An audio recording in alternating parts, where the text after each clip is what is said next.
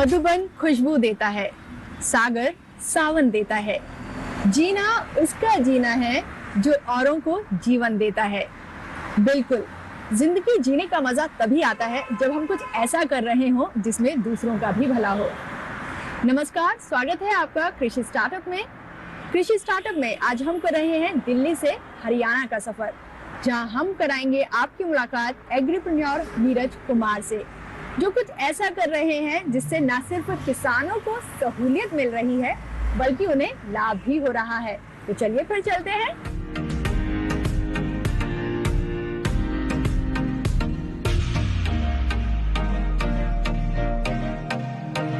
नमस्कार रिंकी जी। नमस्ते, welcome to our show कृषि स्टार्टअप जी, आपका ही बहुत बहुत स्वागत है यहाँ पे। हाँ। Thank you so much.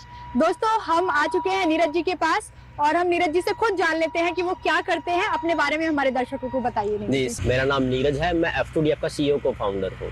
हम किसानों के लिए काम कर रहे हैं ताकि किसान की इनपुट कॉस्ट है उसे कम कर पाए और किसान को जो उसकी फसल का रेट अच्छा दिलवा पाए, ताकि किसान की आय है वो बढ़ पाए, उसका खर्चा कम हो पाए। मैं आपको बता दूं दर्शकों, ये शुरू करने से पहले जो नीरज जी हैं वो सरकारी जॉब में थे। तो नीरज जी, सरकारी जॉब एक सपना होता है यूथ के लिए, ताउम्र वो गुजार देता है प्रिपरेशन में उसमें। आपकी सरकारी जॉब थी, आपने सपना साकार किया और उसके बावजूद आपने वो फिर छोड़कर ये जो राह चुनी, क्यों? जी, देखिए रिंकी जी, मैं एक किसान परिवार से संबंध रखता हूँ। जब कहना कि मेरी जॉब लगी, उसके बाद मैंने मेरे फादर साहब को बोल दिया था कि अब आपको खेती करने की जरूरत नहीं है, अब मैं कमाने लग गया हूँ। एक खुशी का माहौल था, लेकिन जैसे धीरे धीरे समय बीता, उसका कहीं ना कहीं एक जिम्मेदारी, जो एक बाप बाप ने मेरे पास जो जितना पैसा मेरे ऊपर मेरे फादर साहब ने खर्च किया था, वो कहना कि खेती बाड़ी से ही आया था। अब अगर किसान का बेटा ही खेती बाड़ी से दूर होना शुरू हो जाए तो खेती करेगा कौन? ये बात कहीं ना कहीं 1.5 साल पहले समझ में आई और किसानों की दशा को देखा कि आज भी हर एक सेक्टर में डेवलपमेंट हो चुकी है खेती बाड़ी को छोड़ के, और टेक्नोलॉजी हर जगह पहुंच चुकी है, हर कोई डिजिटल हो चुका है, किसान डिजिटल नहीं हुआ। तो वहां से हमें इस प्रॉब्लम को समझ में आया, फिर धीरे धीरे हमने काम करना शुरू किया। आपकी सोच थी कि मैं आखिर सोसाइटी को वापस क्या दे रहा हूँ, ये सोच आपको इस राह पर ले आई। तो जब आपने जॉब छोड़ी तो घर वालों का, स्पेशली आपके जो पिताजी थे, उनका क्या रिएक्शन था? देखिए, मतलब उन्होंने, मैं अगर बताऊं सच्चाई तो सबका यही रिएक्शन था कि तेरा दिमाग खराब हो गया। सबसे पहली बात यह है, और मैं हरियाणा से बिलोंग करता हूं, हमारे यहाँ पे ना सबसे बड़ा सपना ही होता है कि भाई नौकरी होनी चाहिए, सरकारी नौकरी होनी चाहिए बस। तब कहीं ना कहीं घर वालों का रिएक्शन ये था कि भाई तू जॉब के साथ रह के कर ले। अब ये काम ऐसा था कि जहाँ पे फार्मर से डेली मिलना होता था, और मेरी जो जॉब थी वो 9 बजे से 6 बजे तक थी। तो कहीं ना कहीं वहां पे समय निकालना बहुत मुश्किल था, इम्पॉसिबल था मेरे लिए। तब वहां से समझ में आया था कि अब ये काम करना होगा तो पूरा फुल पार्ट टाइम होकर काम नहीं हो पाएगा, ये फुल टाइम होकर करना पड़ेगा। तब बस मैंने घर वालों को बताया कि मुझे ये काम करना है। तब उन्होंने जब देख लिया कि भाई अब ये नहीं मानने वाला, तब उन्होंने भी फिर बाद में, उनके पास एक ऑप्शन एक ही बचा था कि साथ दें। मुझे जितना मालूम है, आपको प्रधानमंत्री नरेंद्र मोदी जी से भी आपके काम को लेकर सराहना मिली। जी हाँ, मतलब ये हमारे लिए अनुभव, बिल्कुल वो अनुभव सबसे अलग था, क्योंकि ये सबसे बड़ी बात ये थी कि हम स्टार्टअप है, हमें बहुत कम वक्त हुआ है, और उसके बाद जब हमें पता लगा कि भाई हम उस इवेंट के लिए चुने गए हैं और उसमें हमारी वीडियो बनाएगी जो प्रधानमंत्री नरेंद्र मोदी जी के सामने चलाई जाएगी, तो एक हमारे लिए एक होता ना कि मतलब शॉकिंग न्यूज थी, मतलब सच में ऐसा हो रहा है। वो तो हमें बाद में जब पता लगा, जब यहाँ पे लोग आए, उन्होंने हमारी वीडियो शूट किया और उसके बाद वहां पे चलाई, उनके सामने चलाई, कहना कि वो अनुभव शायद इतना मैं खुश सरकारी नौकरी मिली जब उस वक्त नहीं था जितना वहां तब खुश हुआ था, क्योंकि वो मेरा सपना था। सबसे बड़ी बात ये कि ये स्टार्टअप मेरा सपना था। जब आपके सामने आपका जो ड्रीम होता है, अगर वो जब पूरा होता हुआ दिखता है ना, तो उसकी फीलिंग, उसकी थॉट्स अलग थी। इनफैक्ट मैं बात करूं, हमारे डायरेक्टर मेरी वाइफ मोनिका जी, उनकी आंखों से उस वक्त आंसू आ रहे थे, क्योंकि वो उस वक्त स्क्रीन पे बोल रही थी। अरे उन स्क्रीन के सामने खुद बैठी थी। आपने न सिर्फ आपको अपॉर्चुनिटी मिली बल्कि उनको भी आपने अपॉर्चुनिटी दी। मैं तो बोलता हूं कि सीधा अब मोनिका जी के पास ही चलते हैं। मोनिका जी, स्वागत है आपका हमारे कार्यक्रम कृषि स्टार्टअप में। आप डायरेक्टर हैं F2DF की, कैसा लगता है ये सक्सेस देख के? मुझे अच्छा लग रहा है कि जहां हम खड़े थे आज हम कहां तक पहुंच गए हैं। जैसे कि हमारे साथ स्टार्टिंग में हम विजिट करते थे इधर उधर, तो लोग कोई बात को सुनता था, कोई नहीं सुनता था, लेकिन धीरे धीरे लोगों को लगा कि ये काम बहुत अच्छा है, ये किसानों के फायदे के लिए है। तो आज हमारे साथ जो है 4 लाख फार्मर जुड़ चुके हैं, जो अपना आपस में लेन देन कर रहे हैं, अपने पशुओं को खरीद बेच रहे हैं और रेंट पे ले दे रहे हैं। F2DF की व्यापकता का अंदाजा इस बात से लगाया जा सकता है कि ये ऐप देश के 25 राज्यों के 1 करोड़ से अधिक किसानों को अपनी सेवाएं प्रदान कर रहा है। मैं डे बाय डे ये F2DF के चैनल देखता हूँ कंपनी का, जिससे हमें खेती के बारे में काफ़ी नॉलेज मिली। जैसे कोई दवाई खरीदनी हो या कोई एग्रीकल्चर इक्विपमेंट बेचना हो या खरीदना हो, मतलब हर तरह की समस्या है जो इस प्लेटफॉर्म पर बिल्कुल आसानी से ख़त्म हो जाती है। वो समस्या, उसका सल्यूशन है हर प्रकार का, चाहे खरीदने से रिलेटेड हो या कोई नई टेक्निक आई हो। मतलब जो सेंटर की स्कीम है वो इस जरिए से हमारे तक पहुंच रही है। F2DF के बारे में मेरे पापा को इतना लगभग नहीं पता, इसलिए मैं बता सकती हूँ और मैं अपने पापा की सहायता कर देती हूँ। और फसल बेचनी हो वो भी कर देते हैं। मैं अपने पापा के साथ सब कुछ फसल के बारे में जिस तरीके से मेरे पापा बोलते हैं मैं उसी के थ्रू स्मार्टफोन से F2DF के थ्रू अपना कार्य कर देती हूँ। जो हमारे नीरज भाई हैं जो ये कंपनी चलाई है बहुत बढ़िया है, हमारे किसानों को काफी फायदा हो रहा है। माननीय प्रधानमंत्री श्री नरेंद्र मोदी जी के मेक इन इंडिया के सपने को एक नया आयाम देने की क्षमता हमारे स्टार्टअप्स में है। खासकर कृषि यानी एग्रीकल्चर के क्षेत्र में तो भारत तरह तरह के अनूठे स्टार्टअप्स को साकार कर रहा है। अगर मैं आपके वेंचर से रिलेटेड बात करूं तो गवर्नमेंट का इसमें क्या रोल था? देखिए, कितनी सहायता आपको मिली वहाँ से? जी हाँ, बिल्कुल। कहीं ना कहीं सबसे पहली बात देखिए, हम पूसा कृषि के इनक्यूबेटिव बने।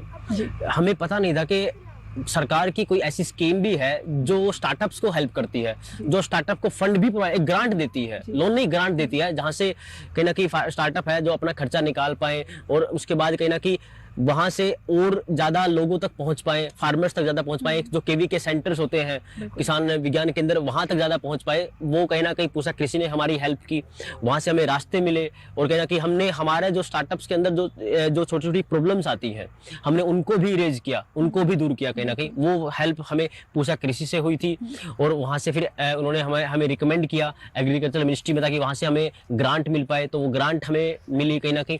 तो अगर ये बात हमें पता नहीं होती शायद हम आज यहाँ पे होते भी नहीं। बिल्कुल। तो आपको लगता है कि जो सरकार है वो वाकई किसानों के लिए बढ़िया काम कर रही है? जी नहीं, बिल्कुल। सरकार किसानों के लिए काफी अच्छा काम कर रही है।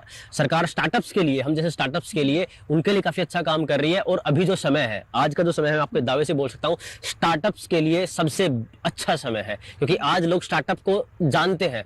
अगर मैं बात करता हूँ, जब मैं पढ़ता था या फिर मैं जब जॉब करता था तब स्टार्टअप वर्ड हमने सुना ही नहीं था कि होता क्या है। आज लोग स्टार्टअप को समझते हैं, जानते हैं और कहीं ना कहीं नए जो यंग बच्चे आ रहे हैं जिनके पास अच्छे आइडियाज होते हैं, जो एग्रीकल्चर में अच्छा काम कर पाए, किसी और सेक्टर में अच्छा काम कर पाए, उनको काफी हेल्प मिलती है। काफी एक माहौल है जो स्पोर्टिव है उनके लिए। बिल्कुल। जो सरकार है वो जो ऐसा यूथ है जो सिर्फ जॉब नहीं करना चाहता है वो खुद का स्वरोजगार करे, दूसरों को रोजगार दे, उनके लिए बेहद अच्छा और सराहनीय काम सरकार कर रही है। नीरज जी से बातचीत जारी रखेंगे, लेकिन उससे पहले लेंगे एक छोटा सा ब्रेक। हमने फसल बीमा योजना को अधिक प्रभावी बनाया, उसके दायरे में ज्यादा किसानों को लाए। नहीं है डर, नहीं फिकर, मिली हमें नई डगर। फसल का करवा के बीमा, किसान की चिंता को छीना, हुआ सुरक्षित कल। सुरक्षित फसल निश्चित किसान, फसल बीमा सबका समाधान। आज ही प्रधानमंत्री फसल बीमा योजना से जुड़ें और फसल नुकसान से होने वाली आर्थिक हानि से निश्चिंत हो जाएं, ताकि प्राकृतिक और स्थानीय आपदा पर भी फसल नुकसान होने पर आप उसकी सही कीमत पाएं। प्रधानमंत्री फसल बीमा से जुड़ने के लिए आज ही नजदीकी कृषि कार्यालय, सहकारी समिति, बैंक शाखा, अधिकृत बीमा कंपनी या जन सेवा केंद्र में जाएं, क्योंकि सुरक्षित फसल निश्चिंत किसान, फसल बीमा सबका समाधान। कृषि एवं किसान कल्याण मंत्रालय, भारत सरकार। जल्दी करो यार, प्लीज जल्दी। दूसरा कोई मैच है क्या? ऐसा ही कुछ है यार, बैंक जाना है दादाजी को लेके। हाँ यार, उम्र होने पर कभी कभी मदद तो लगती है, पर बैंकिंग में नहीं। वैसे भी आरबीआई कहता है सीनियर सिटीजन सबसे पहले। अगर आप 70 साल से ऊपर हैं और आप बैंक नहीं जा सकते तो बैंक आएगा आपके पास जरूरी सेवाएं लेकर, वो भी वाजिब दरों पर। सीनियर सबसे पहले। आरबीआई कहता है जानकार बनिए, सतर्क रहिए।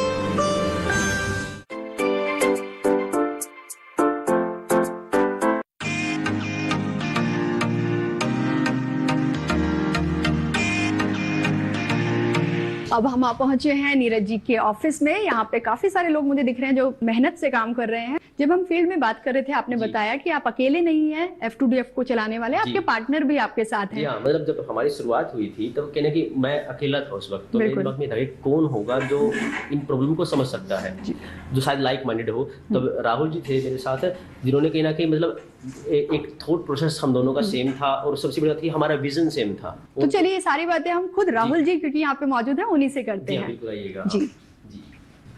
ये राहुल जी है, मेरे को-फाउंडर।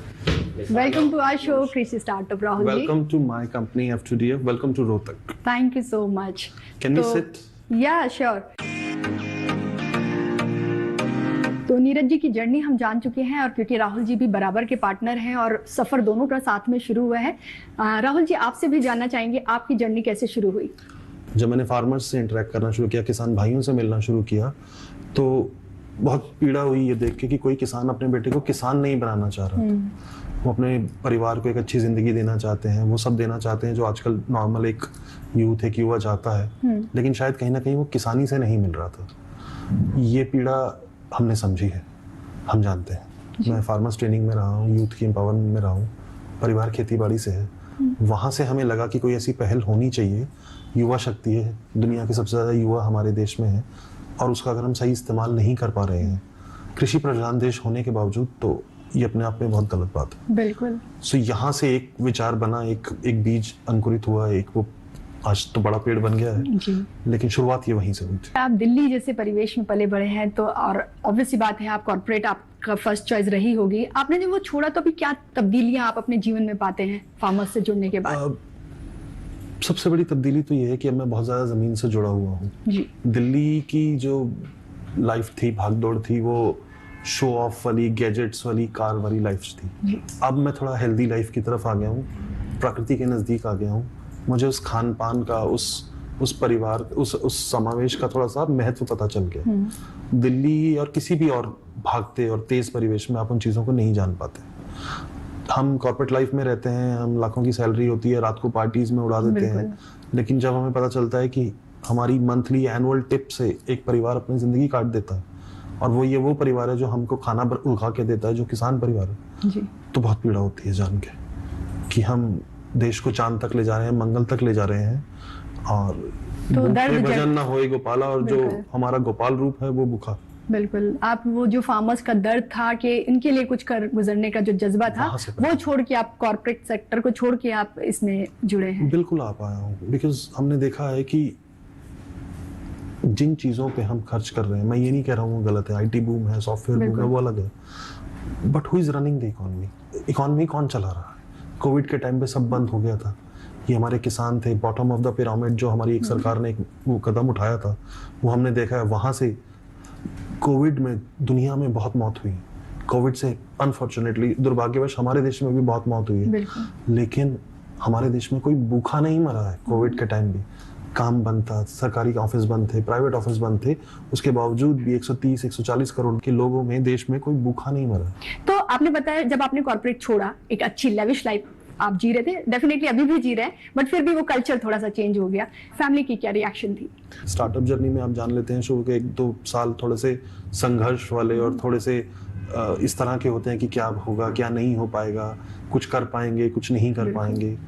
नौकरी पेशा आदमी की अपनी ज़रूरतें, अपने खर्चे होते हैं कि हर महीने तनख्वाह आएगी, घर चलाएंगे। मुझे लगता है उस केस में मैं बहुत भाग्यशाली रहा हूँ कि मेरी वाइफ ने मुझे बहुत सपोर्ट किया है और अभी भी करती हैं। तो जर्नी थोड़ी सी एक्साइटिंग है, थोड़ी सी रोमांच वाली है, थोड़ा सा संशय था, थोड़ा सा डर भी था। मैं ये कहूँ कि मैं नर्वस नहीं था तो ये थोड़ा गलत हो जाएगा, डर भी था। कहीं ना कहीं एक क्वेश्चन मार्क तो होता ही है कि क्या होगा। मेरे जितने भी रिश्तेदार हैं या जितने भी मेरे क्लोज फ्रेंड्स हैं या जो मेरा सो कॉल्ड उस वक्त सर्कल हुआ करता था, सबने कहा पागल हो गया है, संकी हो गया है, ऐसी तो नहीं मिलेगी, 6 महीने में वापस आ जाएगा। मैं और नीरज थोड़े जिद्दी किस्म के लोग हैं, पैर बढ़ा दिया तो पीछे तो नहीं हटेगा। और अब तो सवाल ही नहीं पैदा होता है। 4 लाख से ज्यादा किसानों का परिवार हो गया है हमारा, 12 करोड़ से ज्यादा हमारे दर्शक हो गए हैं, और हर महीने लगभग 1 से 1.5 करोड़ किसान हमसे आते हैं, हमसे सवाल करते हैं, अपनी जरूरतें हमारे आगे रखते हैं, अपनी सवाल हमसे पूछते हैं। अब तो जिम्मेदारी हो गई है। F2DF प्राइवेट लिमिटेड जो सप्लाई चेन और एग्रीकल्चर लॉजिस्टिक्स के क्षेत्र में सेवाएं दे रही है। F2DF है, I think farmer to direct farmer. वो काम कैसे करता है, क्या है ये ऑनलाइन दुकान, कैसे इससे फायदा होता है किसानों को? अभी हमारे देश में किसान के पास अलग अलग क्षेत्र में अलग अलग समय पे अलग अलग समस्याएं होती हैं। जब वो खेती शुरू करने जाता है तो उसको जिस भाव पे बाजार से बीज मिलेगा, अच्छा मिलेगा, नहीं मिलेगा, या जिस भाव पे वो बाहर से ट्रैक्टर किराए पे लेगा या ट्रैक्टर खरीदने जाएगा या कृषि यंत्र खरीदने जाएगा, उसमें बहुत ज्यादा असमानताएं हैं। छोटा किसान, आज हमारे देश में ज्यादातर 70% किसान छोटा है, वो उसको अफोर्ड नहीं कर पाता है। फिर जब वो खेती कर रहा होता है तो उसको तरह तरह की समस्याओं का सामना करना पड़ता है। दवाई कब डालनी है, केमिकल कब डालना है, फर्टिलाइजर मिल रहा है, नहीं मिल रहा है, कोई बीमारी लग गई तो उसका रोकथाम कैसे करना है, कुछ नई तरह की खेती करनी है तो उसकी हमें जानकारी कौन देगा, ट्रेनिंग कौन देगा, या जब फसल हो गई तो मैं उसको कहाँ ले जाके बेचूं, कैसे उसमें और क्या कर सकता हूँ कि मुझे उसका अच्छा दाम मिले। ये सारे जो जितने भी मैंने आपको पड़ाव बताए हैं, ये किसान के पीड़ा के पड़ाव हैं, ये उसके पेन पॉइंट्स। हम किसान से हर उस मोड़ पे मिलते हैं जहां किसान को किसी ना किसी समस्या का समाधान चाहिए। तो हमारा जो बेसिक उद्देश्य है F2DF का, हम लोगों ने जब सोचा था, जब हम काम शुरू करते हैं तो किसी भी रास्ते चलते हैं, लेकिन जो एक गाइडिंग प्रिंसिपल्स थे हमारे, जो एक हमारा मेन उद्देश्य था, वो ये था कि एक किसान से कभी कोई पैसा, कोई कमीशन नहीं लेना है। जी। मैं आपको और आपके चैनल के माध्यम से, आपके प्रोग्राम के माध्यम से सारे देश के किसानों को अपना यह वादा दोहरा रहा हूं कि हम कभी भी किसी किसान से कोई कमीशन नहीं लेंगे। उनकी सामान की खरीद में या बेच में जितने भी मिडिल मैन और कमीशन एजेंट्स हैं, हम उनको बाहर करेंगे। पैसे पे आप अपना सामान बेच रहे हो, उसका दाम ज्यादा मिले। हम इन दोनों पॉइंट्स पे, प्री हार्वेस्ट, पोस्ट हार्वेस्ट, दोनों पे काम करते हैं। ठीक है। जब किसान अपना खेती शुरू करता है तो जो उसका दाम है वो ज्यादातर जाता है बीज खरीदने में, यूरिया खरीदने में, या फर्टिलाइजर खरीदने में, या जो उसको कृषि उपकरण चाहिए उस खेती को पूरा करने के लिए, चाहे वो उसको किराए पे लेने जाए या नया लेने जाए, उसका दाम उसको सही मिले, डायरेक्ट मैन्युफैक्चरर से दिलवाया जाए। बीच में जितने मिडिल एजेंट्स हैं होते हैं, स्टेट कमीशन एजेंट होता है या डिस्ट्रिक्ट के होते हैं, उनको हटा के बाजार भाव से 20 से 30% सस्ता दिलवाया जाए। आप लोग ट्रेनिंग भी मुहैया करा रहे हैं किसानों के लिए, तो किस तरह से ट्रेनिंग मुहैया कराते हैं आप? आज जो फार्मर है उसको रीजनल लैंग्वेज में हमें ये अपनी बात पहुंचानी होती है, क्योंकि अगर मैं बात करता हूँ रीजनल लैंग्वेज में, लोग जल्दी बात को समझते हैं, उसके ऊपर काम जल्दी करते हैं। तो हमने सबसे बड़ा कार्य यही किया है कि वीडियोस के माध्यम से हम रीजनल लैंग्वेज में किसान तक पहुंचे और किसान को हम फिजिकल ट्रेनिंग भी प्रोवाइड कराएं, ताकि फार्मर अपडेट हो पाए, जानकारी ले पाए। अपने पास किस वेबसाइट और ऐप पे हमने किसानों की एक कॉन्टैक्ट फॉर्म दिया हुआ है जिस पे किसान अपनी रिक्वेस्ट डाल सकते हैं, लेकिन इसके साथ साथ हम अगले 3 महीने का एक ट्रेनिंग स्केड्यूल, एक कैलेंडर बना के भी पब्लिश कर देते हैं, जहां किसानों को ये बताया जाता है कि किस चीज की ट्रेनिंग किस एक्सपर्ट्स के साथ किस जगह पे ऑनलाइन या ऑफलाइन माध्यम से होगी। तो हमारी 70 से 80% ट्रेनिंग्स में तो यही होता है कि वो 3 महीने का, क्योंकि हमारा प्रोग्राम एडवांस में एक ट्रेनिंग कैलेंडर होता है, तो किसान उसमें अप्लाई करके आ जाते हैं। फिर भी बहुत सारे केसेस में हमारे साथ ऐसा होता है कि किसान नहीं आ पाते हैं, या फसल का टाइम है, या कुछ और जगह है, या कोई ऐसा एरिया है जहाँ पे वो नहीं आ पाते हैं, या उतना नंबर नहीं आ पाता है कि एक्सपर्ट्स को बुलाया जाए, उनका खर्चा उठाया जाए। तो हम किसानों से या गाँव की पंचायत से या 2-3 गाँव की पंचायत को मिला के वहीं गाँव में ही पंचायत पे या कोई स्कूल छुट्टी होने के बाद बुक करके और अपने एक्सपर्ट्स को गांव-गांव तक भी ले जाते हैं। इस ऐप के जरिए किसान नए और पुराने उत्पाद को किराए पर ले सकते हैं और खेती से जुड़ी उपयोगी जानकारियां आसानी से प्राप्त कर सकते हैं। जब मैं नया इस कंपनी से जुड़ा था, इस परिवार से जुड़ा था, मेरे मन में भी काफ़ी संशय थे। लेकिन जब मैं फील्ड में जाता था, जब लोगों से मिलता था, बुजुर्ग लोग मिलते थे काफ़ी, जिनके पास समझ है और जिन्होंने अपना पूरा जीवन कृषि के लिए जो त्याग दिया था, मैं ऐसे लोगों से मिला। मुझे लगा कि हमारे जो युवा साथी हैं उनको भी, अपने परिवार के जो बड़े बुजुर्ग हैं, उनको कहीं ना कहीं एक डिजिटल प्लेटफॉर्म देना चाहिए, उनके बारे में कहीं ना कहीं डिजिटल सोचना चाहिए। क्योंकि हमारे देश के युवा जब अपने परिवार को समृद्ध बनाएंगे, डिजिटल होने में जब उनकी सहायता करेंगे, कहीं ना कहीं हमारा देश का किसान जो है वो अपने देश को आगे भी लेके जाएगा और देश का नाम भी रोशन करेगा। अगर फार्मिंग सेक्टर को देखा जाए तो ऑनलाइन वे से हम फार्मर्स की एक्चुअल प्रॉब्लम्स को फेस नहीं कर सकते, देख नहीं सकते, समझ नहीं सकते। इसलिए हमने अपनी पूरी टीम को डिवाइड किया है एरिया टू एरिया, और हम अपने टीम मेंबर्स को एरिया टू एरिया भेजते हैं विजिट करने के लिए, फार्मर्स से खेतों में जाके उनके एक्चुअल प्रॉब्लम्स जानते हैं, और फिर डोर टू डोर हम उनसे मिलने की कोशिश करते हैं कि जो हमारा थीम है, जो हम चाहते हैं कि प्री हार्वेस्ट से लेके पोस्ट हार्वेस्ट तक हम उनकी हेल्प कहाँ और किस वे से कर सकते हैं। तो उन प्रॉब्लम्स को हम वहाँ से निकालते हैं और फिर हमारी जो एनालिसिस टीम है उनके पास हम अपनी फर्दर भेज देते हैं। राहुल की बेटर हाफ बताती हैं कि राहुल के इस फैसले से वो फ्यूचर को लेकर काफी इनसिक्योर हो गई थी। स्टार्टिंग में हम थोड़े से कॉन्शियस थे। जब मेरे हस्बैंड ने मुझे बताया कि वो किसानों के लिए इतना काम करना चाह रहे हैं, किसानों को आज की डेट में जगह जगह पे प्रॉब्लम आ रही है, तो किसानों की प्रॉब्लम का सॉल्यूशन वो लेकर आ रहे हैं। हम एटलीस्ट कुछ ऐसा नया करना जा रहे हैं कि जो पहले कभी किसी ने नहीं किया है। तो ये कॉन्फिडेंस हमें आया दोनों को मिलके, और एक टीम वर्क में नीरज जी और राहुल जी ने काम किया, और इस टीम वर्क को देखते हुए हमें धीरे धीरे कॉन्फिडेंस आता गया पूरी फैमिली को। Because when they start working, उन्हें ये नहीं पता दिन कब हो रहा है, रात कब हो रहा है। They are working continuous 24 hours into 7। But finally जब जो इनपुट 1-1.5 साल में निकल के आया वो बहुत अच्छा है। नीरज के माता पिता आज नीरज की सफलता से बेहद खुश हैं, लेकिन जब नीरज ने सरकारी नौकरी छोड़ने का फैसला लिया था, उस वक्त उन्हें बेटे के इस फैसले से काफी दुख पहुंचा था। हर मध्यम वर्गीय परिवार की एक सोच होती है कि उसके बच्चे अच्छी जॉब हासिल करें, उसके लिए वो कोचिंग भी लेते हैं, और जब सरकारी जॉब हासिल मिल जाती है तो बच्चे उसको छोड़ते हैं, तो एक चिंता होना स्वाभाविक है। जब पढ़ा लिखा युवा खेती में इंटरेस्ट लेगा, कुछ अलग करने की सोचेगा, तो ही कृषि भी मुनाफे का धंधा होगा और परिवार भी प्रोग्रेस करेगा। जब प्रधानमंत्री जी ने उनके स्टार्टअप को सराहा तो बहुत गर्व महसूस हुआ। ये लगी कि ये कुछ न कुछ और बड़ा करेगा। इसमें एक जुनून है संघर्ष के प्रति, उसका जो मेहनत और संघर्ष वो करता है, उस पे हमें विश्वास है कि वो कुछ न कुछ बहुत अच्छा करने वाला है। तो हमने बहुत ज्यादा गर्व अपने बेटे पे, तो इतना अच्छा आगे बढ़ रहे हैं, तो किसानों की मदद कर रहे हैं, तो बहुत अच्छा लग रहा है। मैं सारे फार्मर्स को एक मैसेज देना चाहूंगा कि अगर हो सके तो आप इस बात को और भी आगे बढ़ाइएगा। ये एक बहुत अच्छा प्लेटफॉर्म है, किसान की हर समस्या का सॉल्यूशन इसके ऊपर मिल सकता है। जो ऑनलाइन दुकान यहाँ पर ओपन होती है किसान की, तो उसको कोई जगह लेकर 4 दीवारें निकालने की जरूरत नहीं है, वो अपने घर से ऑपरेट कर सकता है, वो फैमिली फार्मर बन सकता है, और डेफिनेटली प्रोग्रेस और एग्रीकल्चर से जो उसको आय होगी, प्रति व्यक्ति आय भी उसकी बढ़ेगी। तो मुझे इस चीज की बहुत खुशी है नीरज के लिए।